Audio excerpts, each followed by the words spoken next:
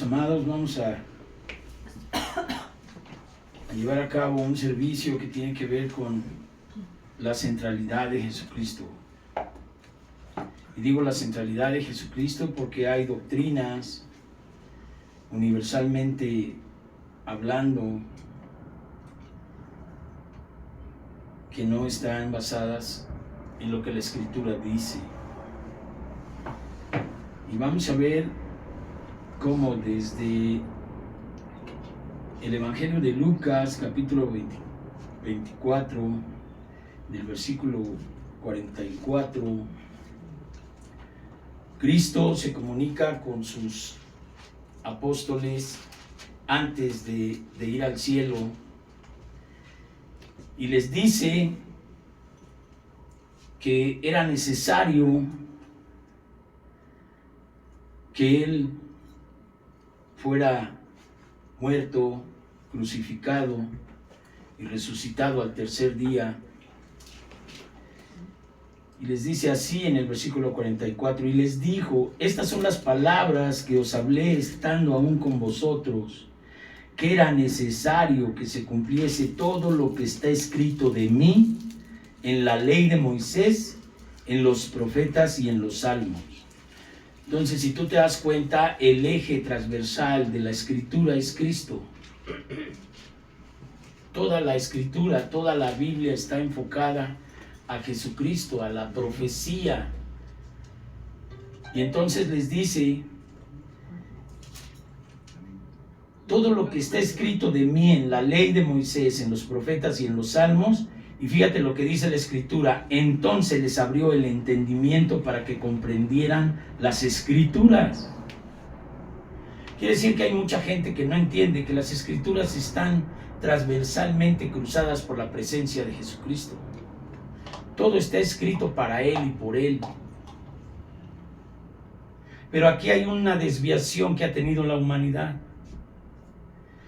Fíjate, por ejemplo, en el Evangelio de Pedro, capítulo 2, desde el versículo 4 dice: acercándonos a Él, piedra viva, desechada ciertamente por los hombres. Primera de Pedro 2:4.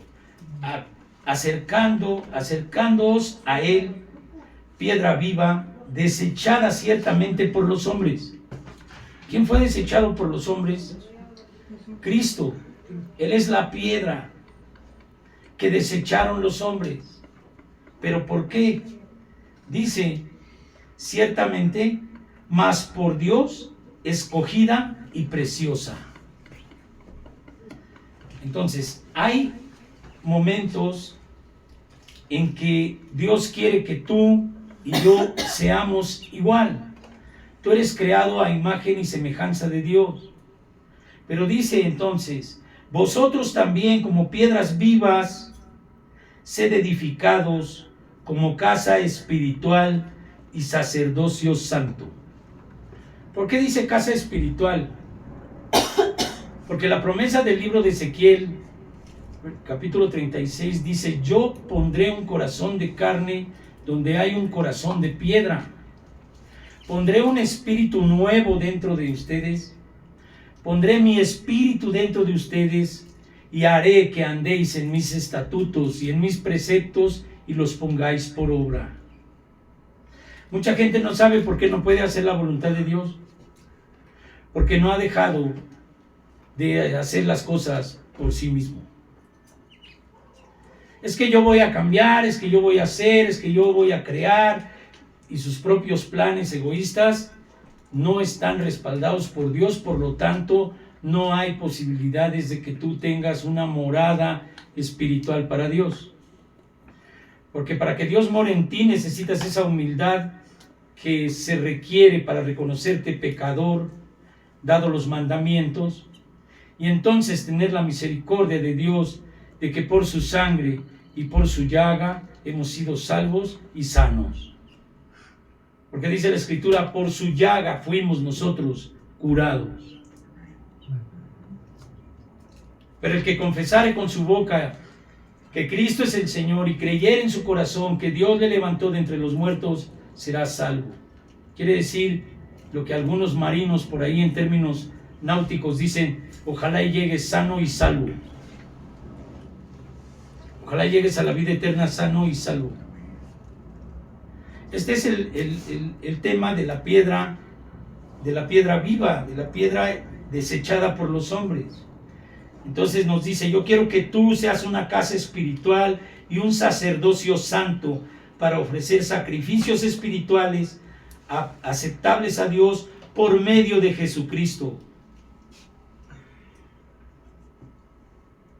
Por medio de Cristo. Si Cristo mora en ti, si tú tienes un encuentro con Cristo, tú vas a ser un ser en el cual el Señor more en ti. Porque vosotros sois el templo del Espíritu Santo. Pero ¿qué comunión hay de Cristo con Belial? ¿Qué comunión hay del templo de Cristo con los ídolos? Y aquí vamos a entender cómo gran parte o la mayoría de la humanidad ha cambiado este encuentro con Cristo y la piedra viva por la sustitución de idolatría de hombres, de imágenes y de creación, riqueza, en fin, fama, lo que tú quieras. Ahora, nosotros sabemos en el libro de Romanos que hay algo que la gente tenemos que entender para empezar. Romanos capítulo 9.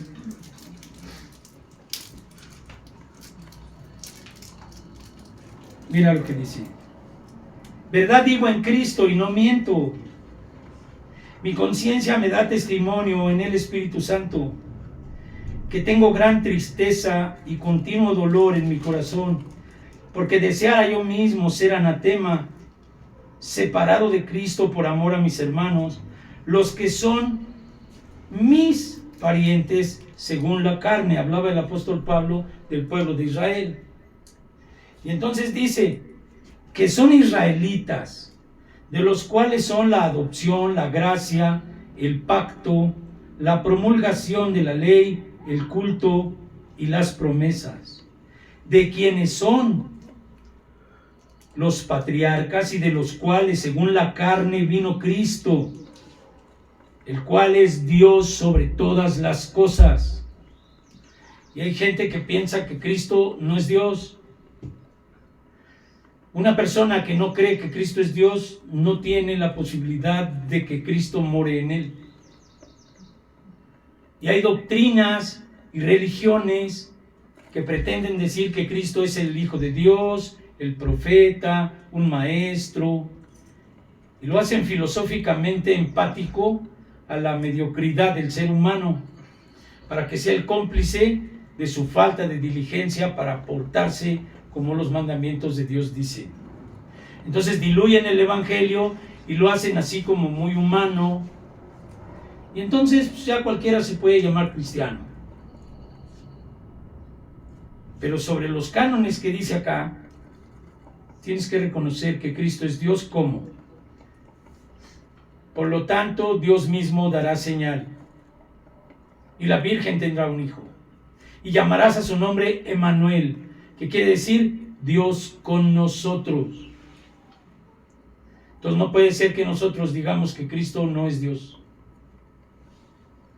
Y ese es para empezar.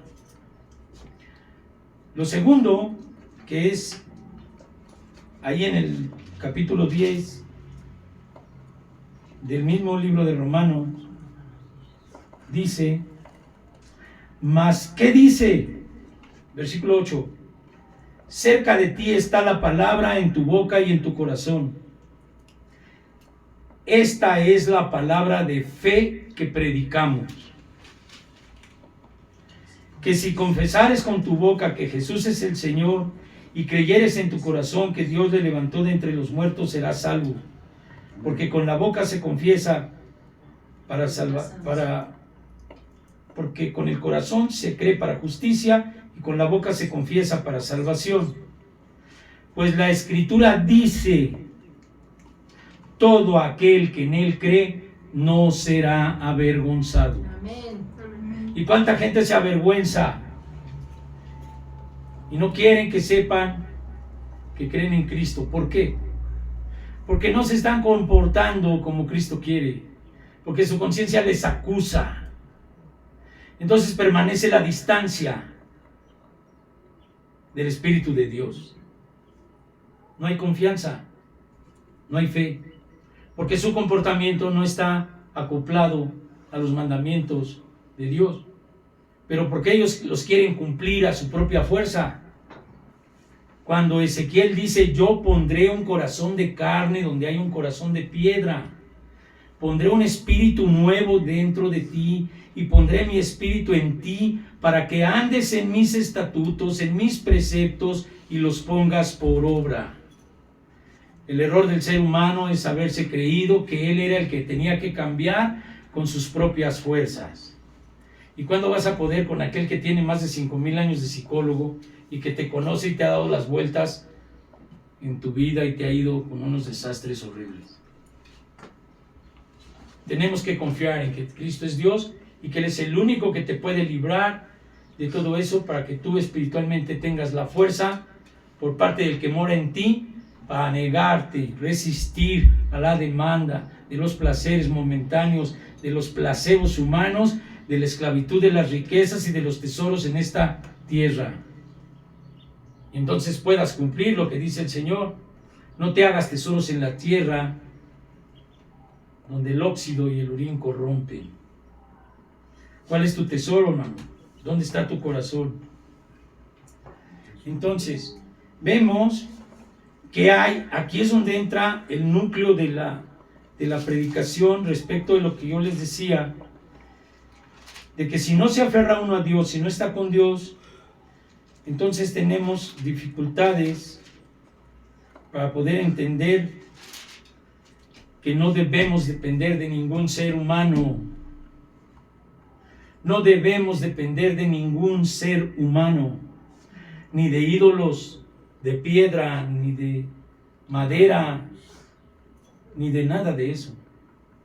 Pero acá dice el Señor en 1 Corintios, capítulo 1, versículo 12, dice: quiero decir que cada uno de vosotros dice: yo soy de Pablo, yo soy de Apolos, yo soy de Cefas y yo de Cristo. Quiero centrarme en cuando dice Cefas. Cefas quiere decir piedra. Pedro.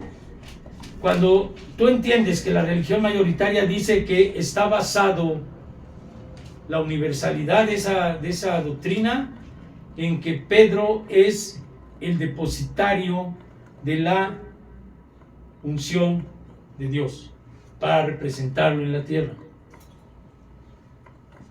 Es que a Pedro le dejó las llaves. Pedro es el primer papa. Yo te puedo decir que averigües ahí quién fue el Papa Luis XVI. Por ahí. O ahí los papas estos Borgia. Y te vas a dar cuenta de las orgías que hacían ahí en el Vaticano.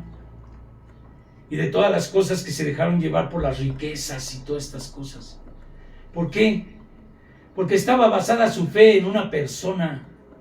¿Tú te imaginas que de veras Dios hubiera podido cimentar su iglesia en un hombre como Pedro, que sacó una espada y le cortó la oreja a uno?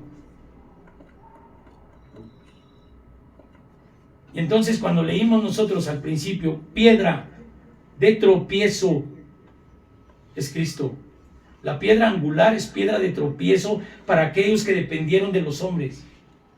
Entonces aquí dice el Evangelio, unos dicen: yo soy de Cefas, yo soy de Pablo, yo soy de Apolos. ¿Dependiendo de quién? De los hombres. No dijeron: mi vida es de Cristo. No, yo soy de un ser humano. ¿Qué es lo que hace esa dependencia? Un desastre en la vida.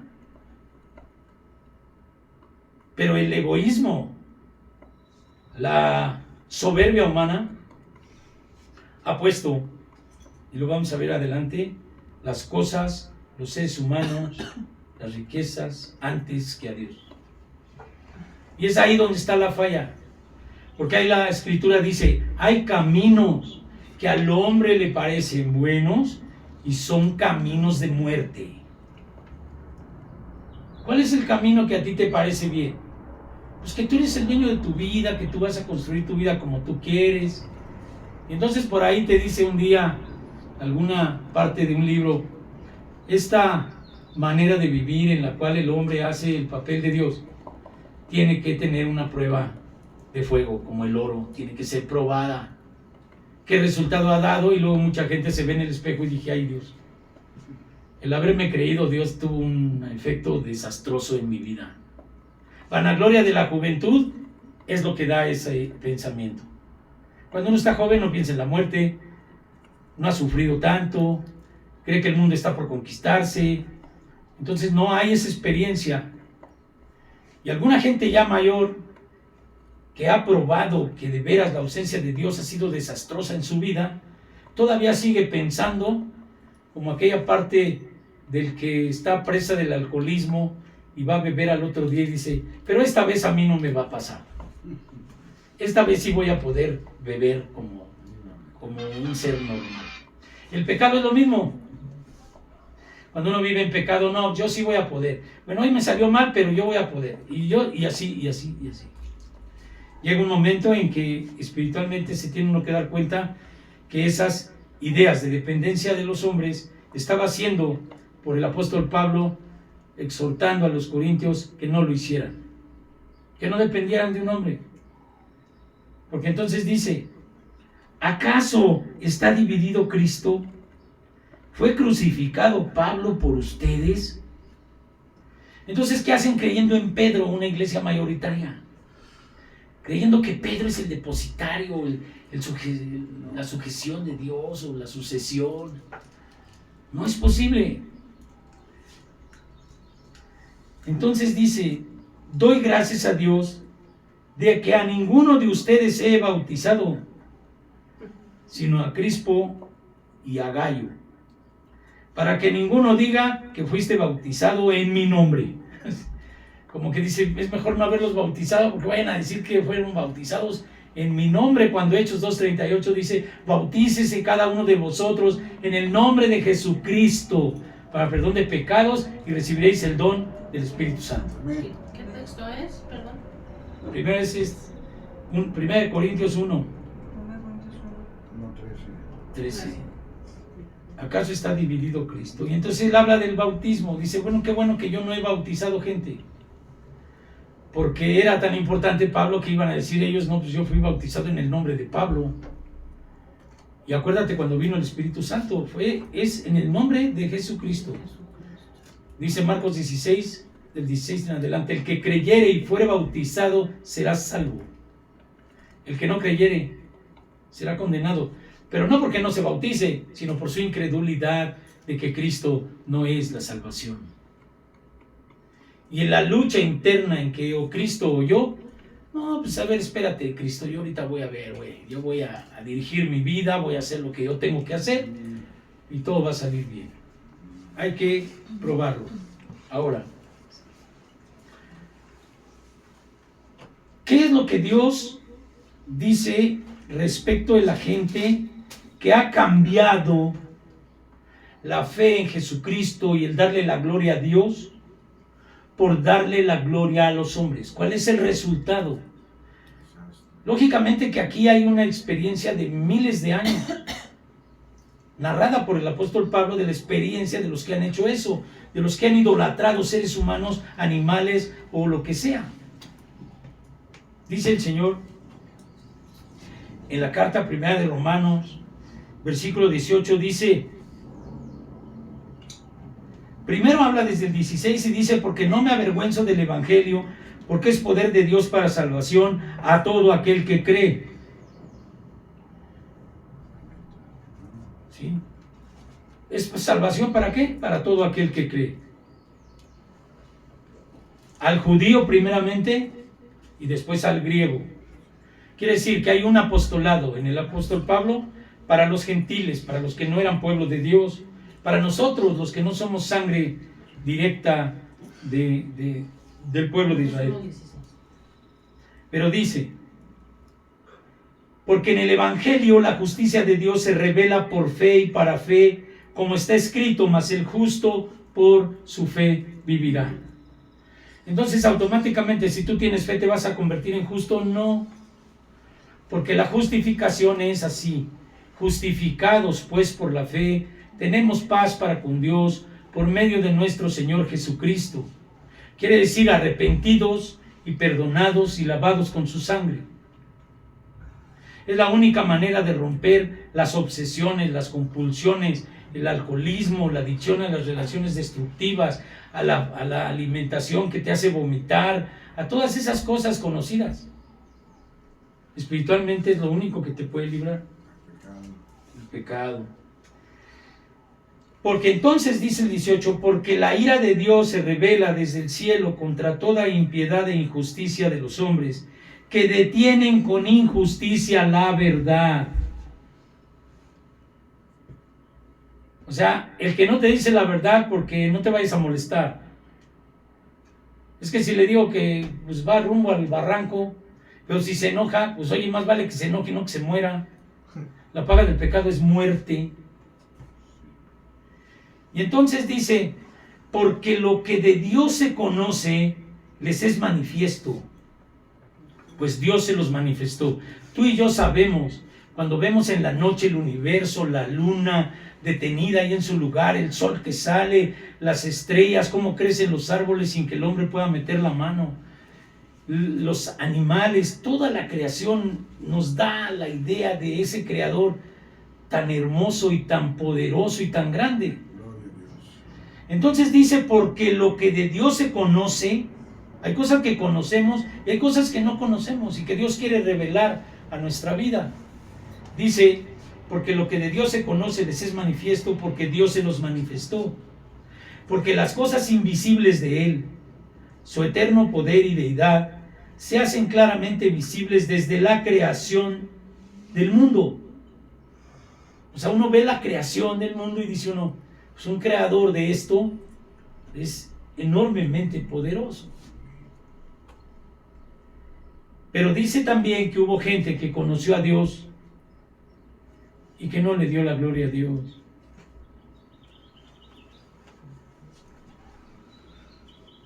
Pues habiendo conocido a Dios, no le glorificaron como a Dios, ni le dieron gracias, sino que se envanecieron en sus razonamientos, y su necio corazón fue entenebrecido. Profesando ser sabios, se hicieron necios, y cambiaron la gloria de Dios incorruptible en semejanza de imagen de hombre corruptible. Ahí está la consecuencia de la iglesia mayoritaria por andar creyendo en Pedro. Todo el desastre de sus vidas.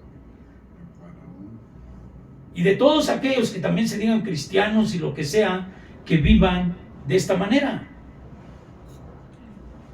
Se dicen cristianos y cuando se les va la novia o el novio o el esposo se mueren de depresión. Pues no, que dependes de Dios. Se te muere alguien y ya sientes que tú también te quieres aventar al hoyo ahí con el muerto. ¿Sabes por qué la gente siente tanto a los muertos? Porque no ha entendido que eso no debe doler, porque no es mi creación. No depende de mí que las cosas estén o no estén. No depende de mí que la gente viva o muera. Es creación de Dios. Y cuando yo acepto que la creación de Dios es de un Dios sabio, dice, muérase quien se muera y nazca quien nazca, tú tienes que estar bien. No te puedes alegrar porque se extraña, pero tampoco te da la depresión como para aventarte ahí de cabeza con el muerto. Cuando tú entiendes que no es tu creación, no es tuyo, entonces ¿por qué lo quieres tener? Aunque esté muerto, te pones mal y hay gente que dice, ¿por qué Dios me lo quitaste? Te lo quitaron, si no es tuyo, no es tu creación. ¿Por qué dices que es tuyo?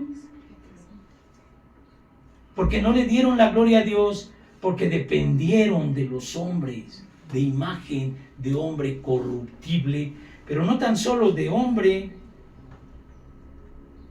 ¿sí? Profesando ser sabios se hicieron necios y cambiaron la gloria de Dios incorruptible en semejanza de imagen de hombre corruptible, de aves, de cuadrúpedos y de reptiles.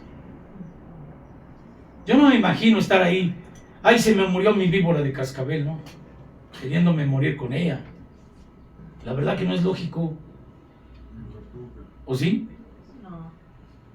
Cuando dice aquí de reptiles, yo dije, ay, mi víborita se me murió, ¿no? Yo así acariciándola y una víbora de cascabel, yo me voy corriendo, me dan pánico esas cosas. Entonces, ¿por qué hay gente que ama más la creación que al creador? Porque dependieron de seres humanos. La dependencia humana aquí está. No le gloriaron como a Dios, sino que cambiaron la gloria de Dios por personas y por animales, aves, cuadrúpedos, reptiles.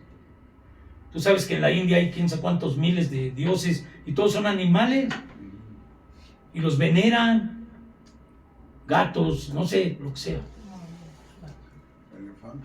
Elefantes. Entonces, hermano, nuestra dependencia, desde muchos años atrás Dios ha tratado con nosotros que tenga que ser de Dios. Pero que tenga que ser de Dios, un Dios comprobado que es el Dios vivo. Dice que, Romanos, Cristo es Dios sobre todas las cosas. Ahora, hay un misterio, hermano, que así le llama el Señor a través de su escritura.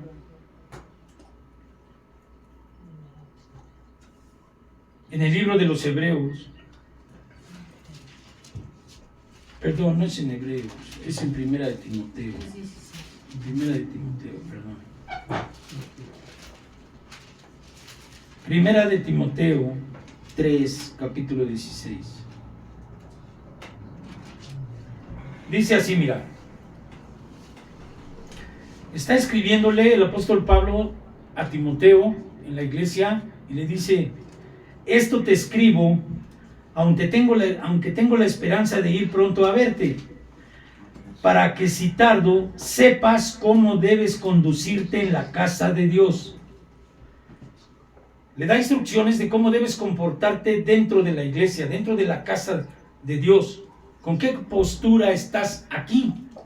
¿Con qué postura estás tú en un lugar santo? Dice el Señor: esto te escribo, tengo esperanza de verte pronto, pero mientras tardo, tú sepas cómo debes conducirte en la casa de Dios, que es la iglesia del Dios viviente. ¿Cómo debes comportarte en la iglesia del Dios viviente? Te voy a decir, tú llegas a una oficina de gobierno donde hay jefes militares y cosas de esas y entras derechito. Y luego en la iglesia estás comiendo papas, chetos, cotorreando, así. En la iglesia de Dios. Y entonces le dice aquí a Timoteo, ¿cómo debes de conducirte en la casa de Dios, en la iglesia del Dios viviente? Columna y baluarte de la verdad. ¿Quién es la verdad? Cristo. Cristo es el camino, la verdad y la vida. Y entonces habla del misterio. Dice, e indiscutiblemente grande es el misterio de la piedad. Dios fue manifestado en carne. ¿En quién? En Cristo. Por eso dice que Cristo es Dios sobre todas las cosas. Cristo fue manifestado en carne, justificado en el Espíritu, visto por los gentiles, por los ángeles, predicado a los gentiles, creído en el mundo y recibido arriba en gloria. Pues Cristo no es el Hijo de Dios solamente. Cristo es Dios encarnado para venir a ser libre a la humanidad de la esclavitud, de las obsesiones, de las compulsiones, de todo lo que es Gálatas 5, de las obras de la carne. Adulterios, fornicaciones, brujerías, hechicerías, enemistades, pleitos, celos, iras, contiendas, disensiones, herejías, orgías, dice ahí en Gálatas. Todo eso tiene apoderado al mundo. ¿Quién te hizo libre? Cristo. ¿Por qué? Porque creíste que Cristo era Dios, que vino a pagar con la sangre el precio que a ti te tocaba pagar con tu vida. Y muchos de nosotros hemos salido de la muerte varias veces y hasta muertos hemos resucitado. Cuando hemos clamado a Dios y ya estábamos muertos literalmente. Y clamamos a Dios de alguna manera, Dios tuvo misericordia, nos dejó vivir. Entonces, hermano, sí es probable que nosotros tengamos la idea de que solamente Dios puede liberar al mundo y que tú, si no eres salvo, puedes ser salvo, y que tú, si eres salvo, tienes que tener misericordia de aquel que está perdido. Y para que Dios te apoye para ir por un alma y traerla, que al último no es uno, sino es Dios, uno es el instrumento que Dios usa, tienes que santificar tu vida, pedirle a Dios comportarte como Él quiere o como Él tiene planeado para ti. ¿Cómo? Entonces estés en sus mandamientos, en sus preceptos y los pongas por obra cuando el Espíritu Santo venga sobre de ti. Hay gente que no cree que el bautismo es parte de la salvación, pero Marcos dice: el que creyere y fuere bautizado. Y Hechos 2:38 dice: bautícese cada uno de vosotros en el nombre de Jesucristo para perdón de pecados y recibiréis el don del Espíritu Santo. Y todavía el apóstol Pablo les preguntaba: oye, pues, ¿en qué te bautizaron? No, pues en el bautismo de Juan, en el bautismo de arrepentimiento. Y les preguntaba: oye, ¿recibiste el Espíritu Santo cuando te bautizaron? Pues no sabemos si existía el Espíritu Santo, dicen. Entonces ya Pablo les impuso las manos y vino sobre ellos el Espíritu Santo y ya se completó. Pero hay que bautizarse en agua para arrepentimiento y recibir el Espíritu Santo, que es el que va a morar en ti y es el que por dentro te hace discernir y entender que las ansiedades, las depresiones, las tentaciones son posibles de tener. ¿Cómo? ¿Cómo es tu obligación como cristiano? ¿Qué dijo el Señor? Velad y orad para no entrar en tentación. Tú eres un hombre y una mujer, tienes que ser un hombre y una mujer de Dios, de oración. Solamente la oración es la que hace que el Espíritu Santo esté dentro, y puedas resistir. No es el ejemplo humano, es que ese hombre se porta bien porque es bueno. No, esa es la equivocación. Porque dice el Señor: separados de mí, nada podréis hacer. Yo soy el pámpano, Él es la vid, insertado en Él llevaré fruto, pero separado de Él me voy a morir. No hay savia que alimente, ese es el Espíritu Santo. Entonces el Espíritu Santo se manifiesta cuando tú oras, cuando clamas, cuando vienen a ti las lenguas, cuando empiezas a sentir que el Espíritu te invade y sientes que te puedes hasta reventar. Es incontenible la presencia del Espíritu de Dios. Pero es para todos, no es para unos cuantos, no es para unos elegidos nada más.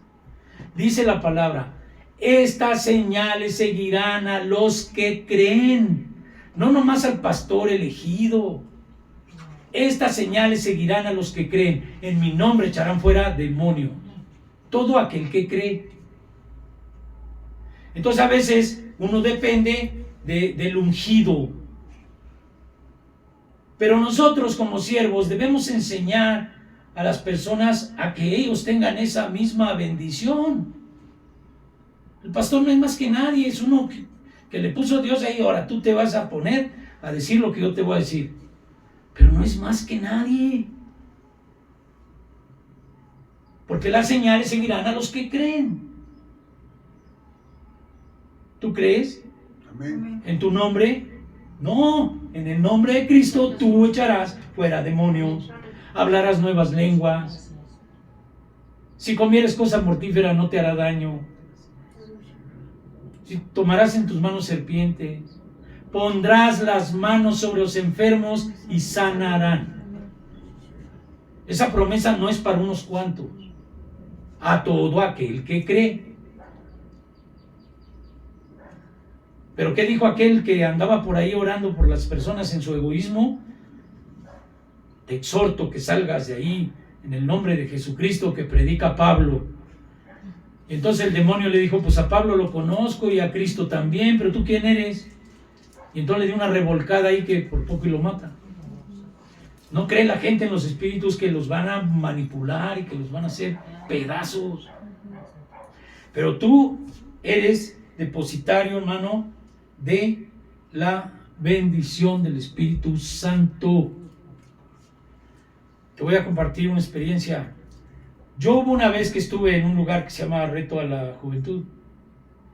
Y entonces derramó el Espíritu Santo. Yo ya me iba a acercar para que me bautizaran en el Espíritu Santo. Y el pastor Joel me jaló. Y me dijo, no, espera.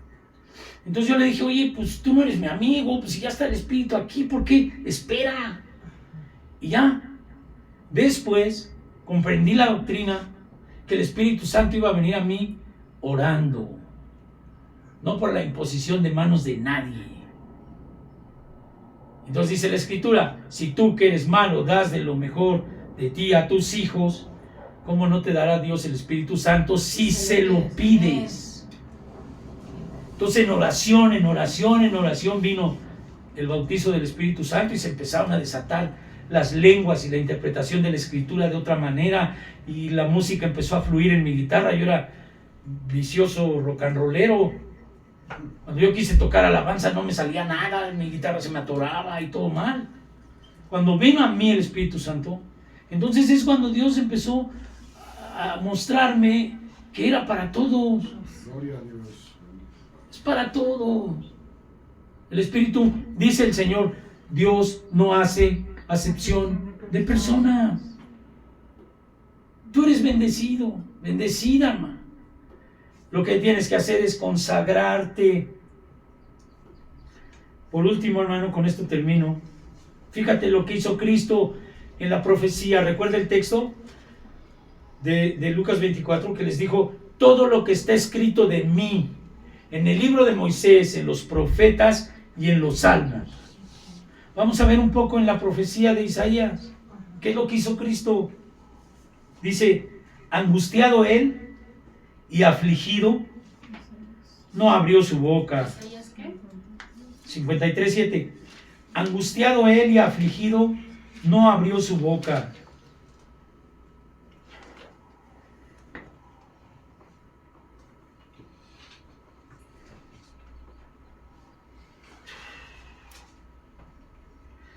Como cordero fue llevado al matadero. Y como oveja delante de sus trasquiladores, enmudeció y no abrió su boca. Pensando en ti, dio su vida, fue a la cruz, sufrió por ti. ¿Qué hace el Espíritu Santo? Sensibilizarte y concientizarte de ese hecho. Porque recuerda que a los hombres naturales las cosas de Dios les parecen locura y no las pueden entender porque son espíritu y hay que discernirlas espiritualmente. Esto, hermano, no toda la gente y menos los que dependen de las personas van a entender, ni van a discernir, ni van a sentir. No pueden, lo ven como locura, lo ven como algo que pues ya pasó. Pero hermano, yo pido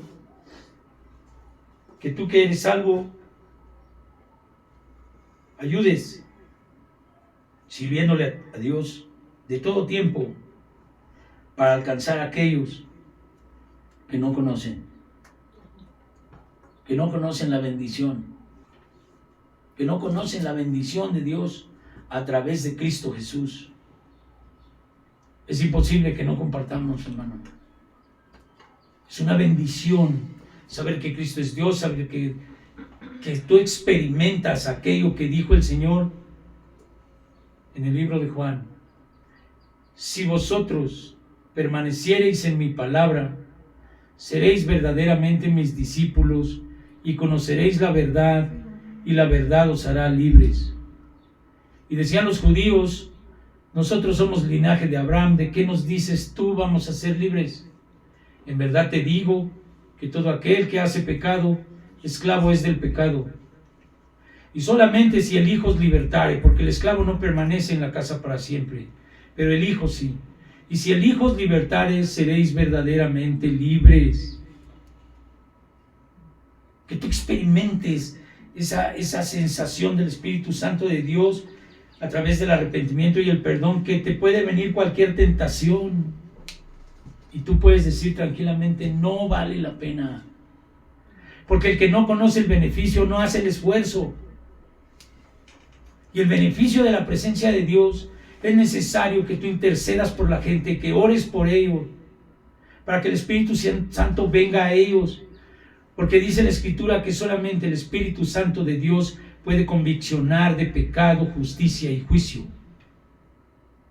Cuando el Espíritu Santo los convicciona, entonces ora que tú llegues a predicar, y entonces aceptarán la predicación tuya si tú estás a cuentas con Dios.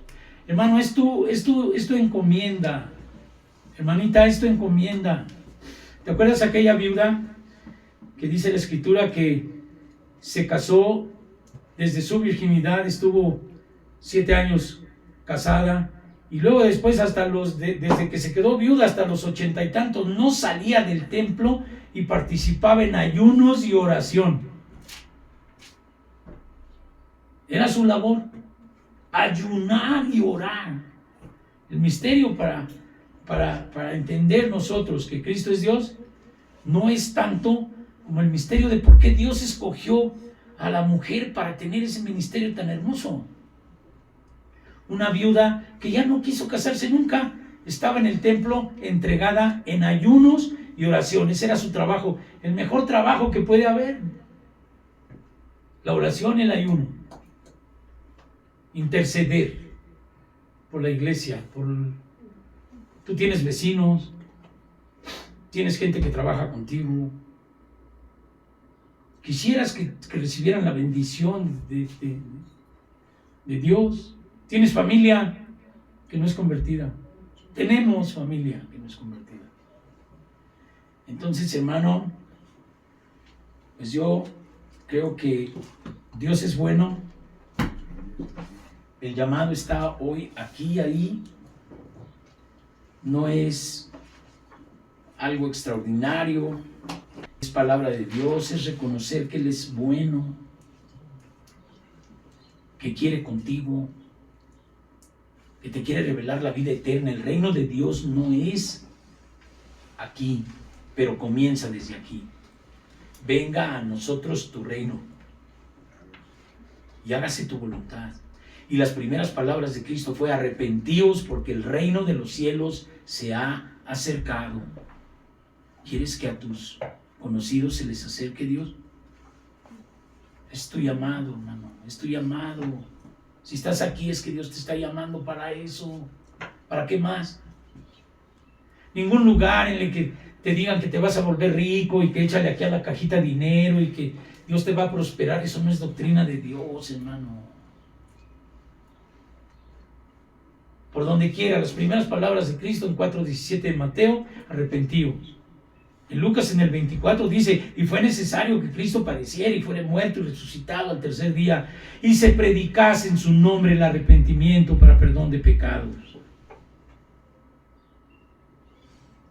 Tienes que ganar almas, hermano. Y una de las maneras de evangelismo, aparte de las grandes jornadas, es persona a persona, uno a uno. Échales el ojo, intercede por ellos, luego predícales, y así se va. Amén. Cierra tus ojos. Vamos a entonar un canto de adoración, hermano. En tu reflexión y en tus ojos. Y digo cierra tus ojos porque Dios dice que los ojos son las puertas del alma. Cierra tus ojos como si cerraras las puertas para que nada más Cristo y tú estén allí pensando.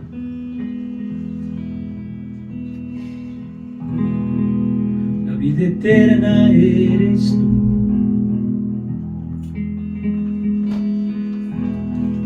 En ti yo puedo descansar. La vida eterna eres tú. Mis cargas puedo en ti echar, de mis pecados me olvidé,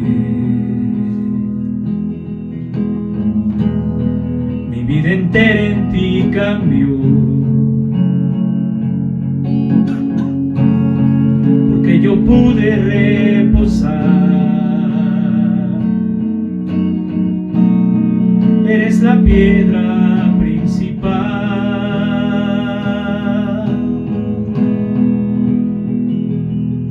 la vida eterna eres tú.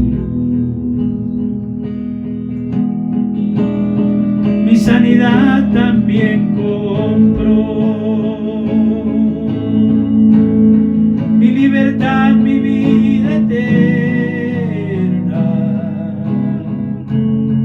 Tú eres Jesús, mi Salvador. La vida eterna eres tú. En nadie más puedo confiar. Ya muchas veces intenté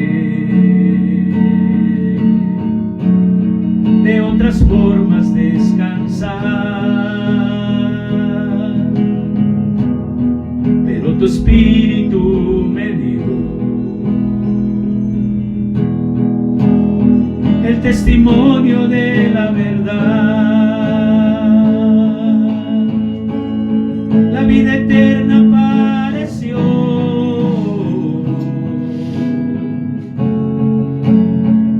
es la piedra principal. Eres mi Rey y Salvador.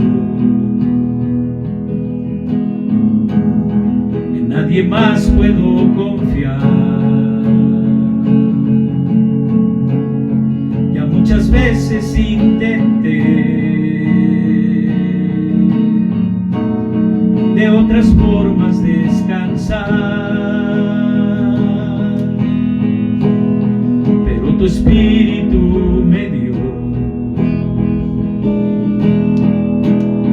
el testimonio de la verdad.